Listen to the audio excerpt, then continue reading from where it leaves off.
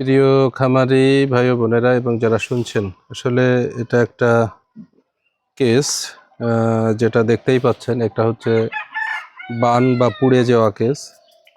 গোয়ালে বৈদ্যুতিক short circuit থেকে আগুন ধরে যাওয়ার কারণে দুইটা গরু পুড়ে যায়। তার একটার ফল এটা। কতদিন হয়েছে? 4 মাস। প্রায় 4 মাস হয়ে গেছে। তো এখনো সেই দগদগা।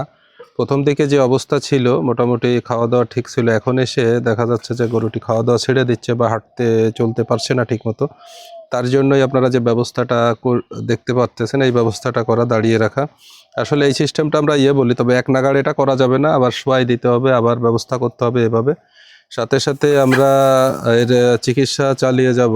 এখন যেহেতু আমি আজকেই এখানে যুক্ত হলাম, তো আমি একটু এখানে সতর্কতার বাণী হচ্ছে এইটাই। আমি লাইফে অনেকগুলো কেস দেখছি যে গোয়াল ঘরে আগুন ধরে যায়, 4-5টা গরু পুড়ে গেছে বা এরকমের 2-3টা পুড়ে গেছে, একটা জবাই করছে বা 2-1টা ছুটে পালাইছে, এরকমের ঘটনা। তো এটা খুবই আনফর্চুনেট এবং দুর্ভাগ্যজনক ঘটনা, এবং অধিকাংশ ক্ষেত্রেই হয় যে আমাদের সচেতনতার অভাবে। এবং বেশিরভাগ ক্ষেত্রে কয়েল থেকে দেখা যাচ্ছে যে কয়েলটা উন্মুক্তভাবে মশা তাড়ানোর জন্য দেওয়া হয় বা কয়েল থেকে আগুন লেগে যায়। মাঝে মাঝে বৈদ্যুতিক শর্ট সার্কিট থেকেও হয়। তা আসলে আমাদের প্রাণী হচ্ছে আমাদের সম্পদ, আমাদের আয় রোজগারের একটা জায়গা।